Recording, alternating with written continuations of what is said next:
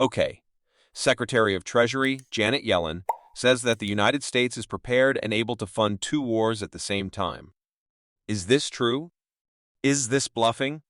Is she really just saying that Congress will do what Congress does and print more fake money? Yes, I think that's the first impulse. But if you look at the U.S. Treasuries, the last Treasury market gathering, where we tried to sell bonds, failed misery. Nobody wants to buy our bonds. Now, the Fed for a very long time has walked in and bought up bonds, but they can't really do that much longer, and they know that.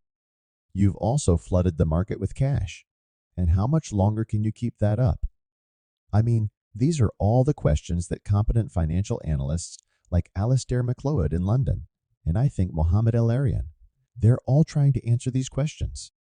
They all know that we are staring into the financial abyss. So the notion that we could continue to finance two total wars, which is really what it boils down to, is absurd.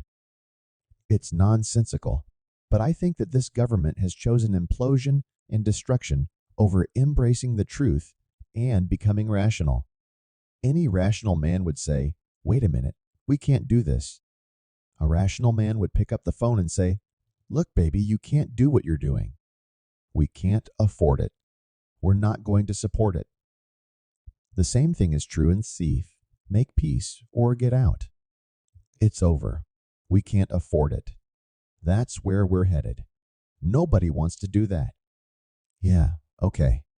Speaking of Israel and Netanyahu, the IDF and Israel announced that their ground invasion will be much slower than was originally proposed. I don't know if emotions are starting to cool or they're just realizing Hamas is dug in deeper than they expected. Is going slow the right move because it seems like the world was pretty much gearing up to be against Israel, even though Israel was attacked, because they see Palestine as this small landlocked country with no ability to defend itself, and its 50% of its population are children. Bear with me. In 1227, an English army was sent to Scotland by Edward I. The army met a Scottish force in the vicinity of a place called Stirling Bridge. Ultimately, the English army was destroyed, was defeated. It wasn't simply defeated. The Scots then proceeded to murder everybody in the organization. Very few people managed to get back to the border with England and escape with their lives. The hero of Scottish history, Sir William Wallace, got a hold of the two leading knights who commanded the army, skinned them alive, killed them, but then skinned them alive before he did it, and then had belts that he wore for the rest of his life made from their hides. Now why? Because Scotland and Scots had been subjected in the previous 100 years to horrific treatment by invading English forces. So they exploded with rage and anger, and the violence was outrageous. Unbelievable. Today we look at that and we're just shocked. How could you make a man your national hero that skins people alive and makes belts out of their hide? Well, let's fast forward to Israel. There is so much blood in the sand in that part of the world, involving the Palestinian Arabs and Arabs in general, Muslims and the Jews who live in Israel, that we can't begin to line it up and explain it. What you witnessed on the 7th of October was horrific, barbarous, and savage. And if I were an Israeli, I would react exactly as they have.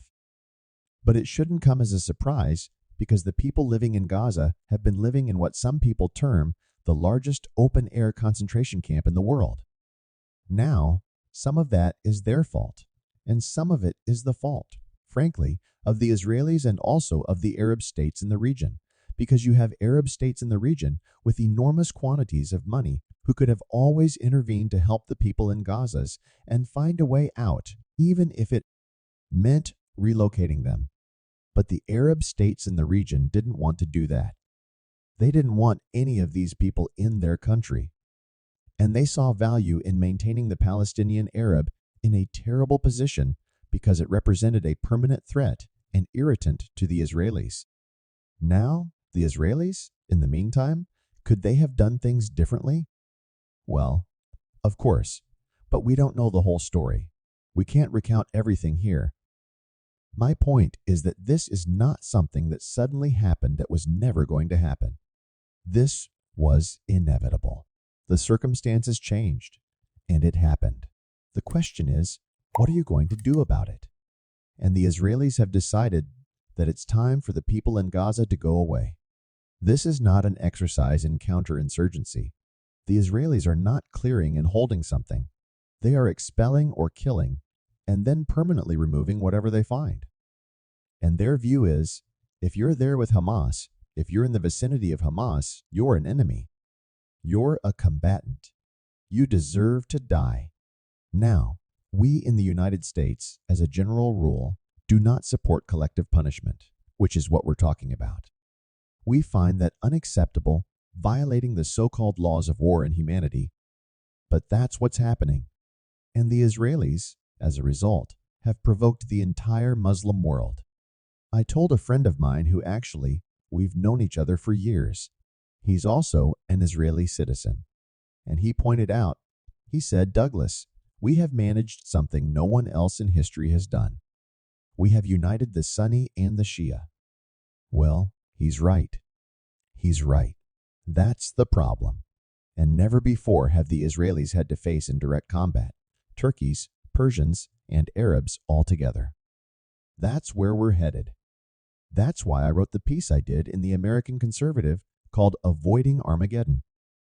If something isn't done, and the Israelis go into Gaza and continue these operations, not only will they face Hezbollah on the northern front, they're going to face the rest of the region. Egypt, Jordan, they have no interest in going to war, but they will have to do it. They will have to fight because these are Muslims, and they will be accused of heinous crimes if they stand by and watch their fellow Muslims be slaughtered. The same thing is true in Turkey with Mr. Erdogan. I'm sure you saw the 1.5 million people show up in Istanbul to cheer Mr. Erdogan, who called the Israeli state a war criminal state. People are genuinely enraged. This includes people that don't necessarily like Erdogan. Just as many Israelis are now supporting Netanyahu who don't really like Netanyahu because they see no alternative to this. Now here's the wild card. The wild card is us. And the Israelis have worked tirelessly to cultivate control of our government. Our government is signed up to support Israel unconditionally, which means we are being pulled into a major regional war. We're going to be against the Turkey, the Iranians, all the Sunni Arab states in the region, probably states in North Africa. This will probably have an impact on the Muslims in India and certainly Pakistan. I would be surprised if it didn't also have an impact on us in Malaysia and Indonesia. And what I continue to ask people is, what makes you think Israel will survive this? That's my concern. I support Israel. I've always supported its right to exist. I think Israel should exist. I don't want to see it destroyed. But they are in a position right now where they have created an alliance against them that even with our help and assistance may not work. In other words, they may not survive. They may not prevail. I think that would be a tragedy. So it's why I have said repeatedly, we have to save Israel from itself. We understand the anger and the emotion, but we have no leadership and we have no strategy. If someone were more rational in Washington, they would look at this and say, we've got to put the brakes on or Israel will be lost.